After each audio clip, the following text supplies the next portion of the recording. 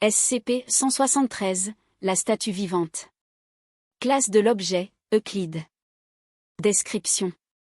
SCP-173, également connu sous le nom de la statue, est un objet humanoïde animé de 2 mètres de haut, fabriqué en béton et en barre d'armature. Des traces de peinture en aérosol Krylon de marque rouge sont visibles sur son visage. SCP-173 est extrêmement hostile et représente un danger mortel pour tout être humain qui se trouve à proximité. SCP-173 ne peut se déplacer que lorsqu'il n'est pas observé. Il est capable de se déplacer à une vitesse extrêmement rapide. Lorsqu'SCP-173 est observé directement, il reste totalement immobile. Cette propriété s'étend à tout enregistrement visuel. Si SCP-173 est vu sur une vidéo en direct ou une photo, il ne se déplacera pas tant qu'il est observé. Procédure de confinement spéciale. SCP-173 doit être contenu dans une cellule de confinement verrouillée en permanence. La porte doit être équipée d'un mécanisme de verrouillage électronique et manuel. 3 membres du personnel sont nécessaires pour entrer dans la cellule de confinement à tout moment. Au moins un doit maintenir un contact visuel constant avec SCP-173 jusqu'à ce que tous les membres aient quitté et verrouillé la cellule. Des systèmes de surveillance visuelle doivent être en place pour permettre une observation continue pendant les opérations de maintenance. Le personnel doit entrer par groupe de 3 ou plus et doit maintenir un contact visuel entre eux en permanence pour éviter tout incident. Les rapports de test doivent être mis à jour régulièrement, et toute anomalie dans le comportement de SCP-173 doit être signalée immédiatement au supérieur. Incidents notables et expériences. Incident 173-01, première contention. Résumé, SCP-173 a été découvert dans un immeuble abandonné. Lors de la première tentative de confinement, plusieurs membres du personnel ont été tués en raison de la méconnaissance des propriétés de SCP-173. Conséquence, une procédure de confinement stricte a été élaborée, incluant le maintien d'un contact visuel constant. Les protocoles de sécurité ont été renforcés, et SCP-173 a été transporté à site 19. Expérience 173-02, test de réaction visuelle. Objectif, déterminer si SCP-173 peut détecter la présence d'êtres vivants lorsqu'il est observé via un dispositif de vision à distance. Méthode, des caméras de surveillance ont été installées dans la cellule de confinement de SCP-173 pour observer ses mouvements lorsqu'il n'y a pas de personnel présent. Résultat, SCP-173 ne se déplace pas lorsqu'il est observé par des caméras, confirmant qu'il nécessite une ligne de vue directe pour être immobilisé.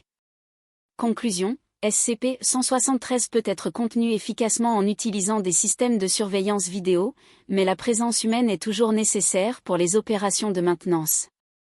Test 173-03, interaction avec d'autres SCP.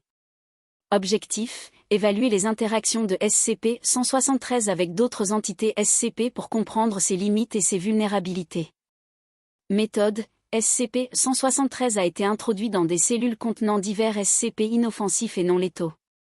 Résultat, SCP-173 a montré une agression immédiate envers toutes les entités, tentant de les attaquer dès qu'ils n'étaient pas observés.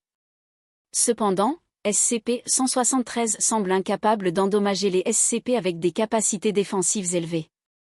Conclusion, SCP-173 reste une menace importante pour les entités vivantes, mais peut être contrée par des SCP possédant des défenses naturelles ou des capacités surnaturelles. Incident 173-04, brige de confinement. Résumé, SCP-173 a réussi à s'échapper de sa cellule de confinement lors d'une panne de courant au site. Conséquence, plusieurs membres du personnel ont été tués avant que la situation ne soit maîtrisée. SCP-173 a été reconfiné après 3 heures de recherche intensive. Mesures correctives, des générateurs de secours ont été installés pour assurer un éclairage constant, et des systèmes de verrouillage automatisés ont été améliorés pour éviter de futurs incidents. Étude théorique. Nature de SCP-173. L'origine de SCP-173 reste un mystère. Les analyses chimiques de sa structure ont révélé que le béton et les barres d'armature sont de composition standard. Aucune trace d'énergie anormale n'a été détectée.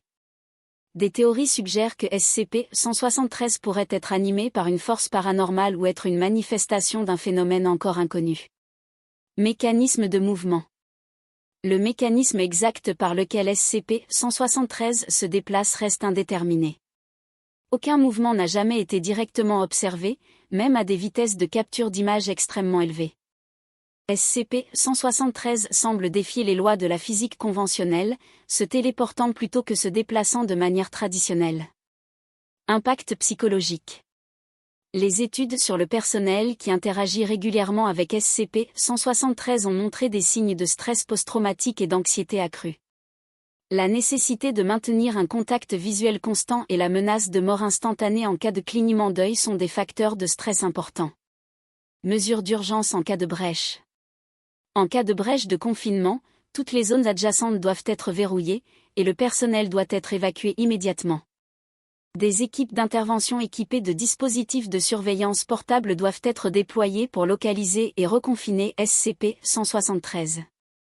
Des procédures de neutralisation doivent être prêtes pour réduire les pertes humaines, incluant l'utilisation de leur visuel pour distraire SCP-173 pendant les opérations de reconfinement.